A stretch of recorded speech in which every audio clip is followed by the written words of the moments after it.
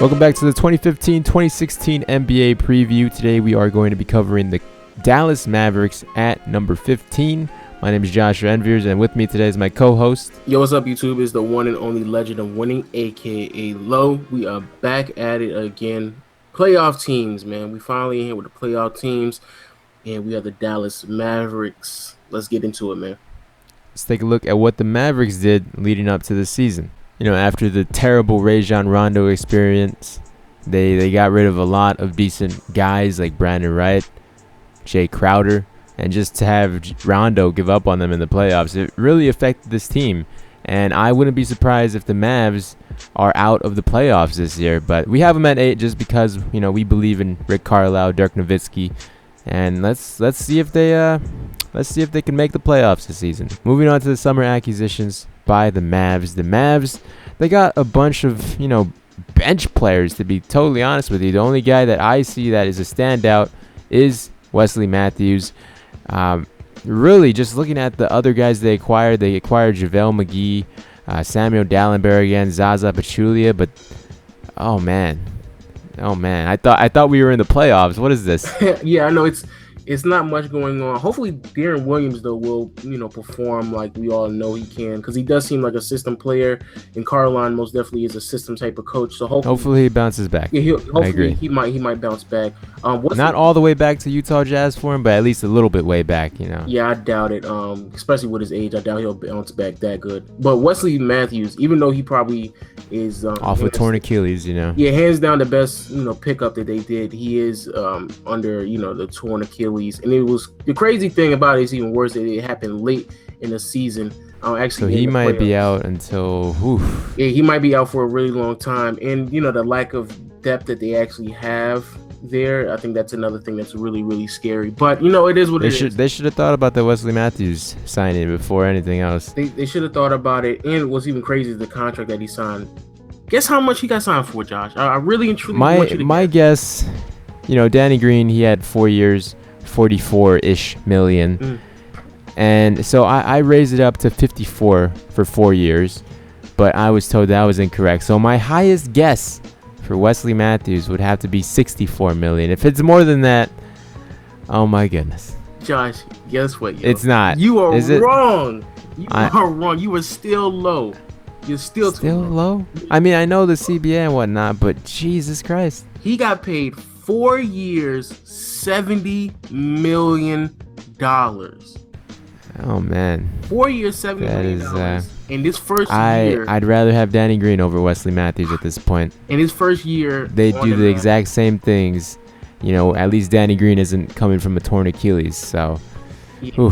His first year with the Mavs is basically just. And the funny thing is, the Dallas Mavericks tried to go after Danny Green, so I guess they couldn't get Danny Green, so they overpaid for Wesley Matthews. In free agency, they lost a lot of great, rotation players: Amari Stoudemire, Al-Farouq Aminu, Tyson Chandler, Monte Ellis, Richard Jefferson, and of course Rajon Rondo. But, they did not get a good amount for what they lost. That is a fact. They really didn't even get back half of what they lost. I mean.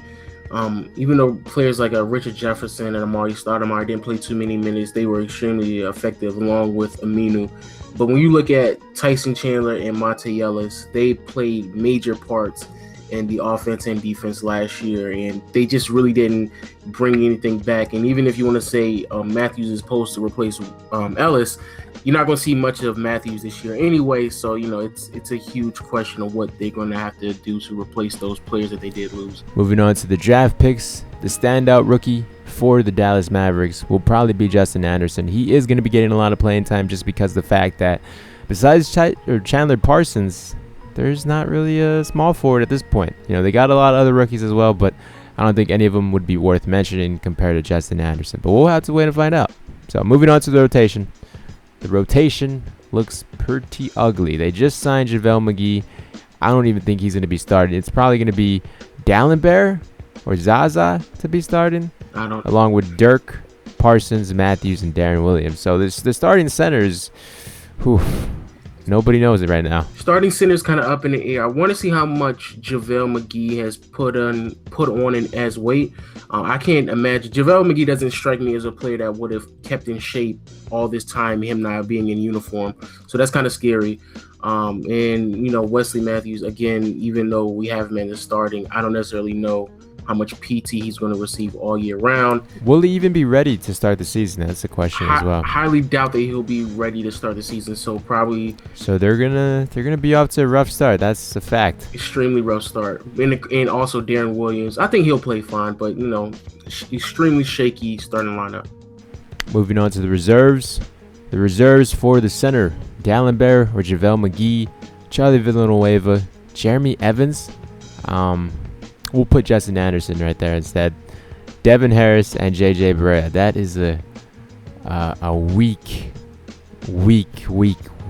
bench. The thing about, even though a lot of people will probably like listen to this right now, like, yo, why are you bagging on the team? You got them in the playoffs.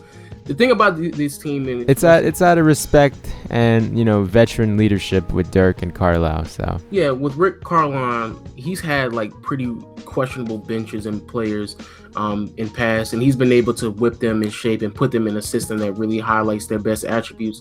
And even though as bad as a lot of these players do seem, like they do have extremely good attributes that they can contribute to a team. And I think both me and Josh actually agree that Carlisle will actually do that in the long run. But if they start slipping up, the Suns or Kings could easily take that 8th seed. They potentially can. They could. Moving on to the questions surrounding the Dallas Mavericks. So, Dallas Mavericks, and the big question I have about the Dallas Mavericks really pertains to Dirk Nowitzki. Now, the past couple of years, a lot of veterans have been kind of shaking and being on the fence about retiring. And if they do stay, a lot of media outlets and commentators do believe that they should take a pay cut. And Dirk Nowitzki has been alongside with Tim Duncan in that belief. And Dirk Nowitzki has taken a pay cut so players such as Chandler Parsons and Wesley Matthews could join, and also players like DeAndre Jordan. But unfortunately, that fell through. So now Dirk is taking a pay cut, and he is on a team that is extremely shaky. So my question to you, Josh, is do you think that taking a pay cut just so you can potentially gain assets and talents on your team, do you think that really is truly the best way to go, or do you think you just get your money like Kobe Bean Bryant and you out here caking up on the contracts? Not every team is the San Antonio Spurs. That's really a fact. And to take a pay cut when 2 of your starters are free agents, that I don't know who planned out the contracts, but that definitely was not a safe bet. Oof, man. Oh man, I'm looking at the roster right now. This is our one flaw so far. This is our one flaw, putting the Mavs this high. But like we said, this is just out of respect to Dirk and Carlisle. So Dirk really taking that pay cut and looking at this team, man, he should have got his money at this point. Now imagine if they got DeAndre Jordan. It would make up for their lackable bench. But unfortunately, they would have been something in the West if they got DeAndre. But now moving on to the quick predictions surrounding the Dallas Mavs. Dallas Mavs, just out of respect for Carlisle and Dirk, they're probably going to make the playoffs. The other teams that are outside and trying to fight for the 8th seed, they just don't seem they can piece it together. And it does seem like when it's time to win and it's time to go, Dirk and Carlisle seeing a way to piece things together and really push it forward, and they end up making the playoffs. But it'll be a challenge though. I cannot lie. Matthews will probably be out for but a good portion of the season. And Chandler Parsons, I'm not really sold on him yet, but he's going to have to turn it up as well. But we'll see. Chandler Parsons really has to be the guy besides Dirk, because they have nothing. I'm regretting this choice now. I should have really looked at the roster. But like we said, just completely out of respect for Dirk Carlisle, and we'll have to see if they could pull it through, because unlike the Kings and unlike the Suns, this team has some discipline in it, and hopefully that discipline can lead them at least to the 8th seed if they're going for that. No more 16-point seasons for Chandler Parsons. It got to be 20 plus at this point. He has to be the next Paul George. He got to turn it up. He got to start dropping them. But I think he can do it. I think he most definitely has it in him to start scoring in that. That's what happens when you sign a huge contract at the club. Exactly. You're going to have to start producing for sure. That said, we'd like to thank you guys for watching. If you could leave a like and share this with anybody you know, it'd be greatly appreciated. A lot of time and work is put into it. So like I said, greatly appreciated. Josh, I'm not gonna lie. I can already hear. I can hear all that. You could hear the Twitter fingers. I can hear these people typing in the comments already about this choice, man. I'm not gonna lie. This was our bold move. We have a couple more bold moves ahead, but looking right now while we do this commentary, this is the first team that I've had. I wish we could have put them a little bit lower, but we're doing this out of respect. This is a lot, man. But yo, please let us know what you think about it, and I'm pretty sure y'all will with this team. Tell me how wrong we were for this team because fingers crossed they pulled through. But oh man, and always share it, always like. Please leave the comments, and we'll see y'all next time, man. Boy, I can hear them. I can hear it typing, Josh. I can hear them. Thank you guys for watching. We'll talk to you later. Bye bye. Bye, guys.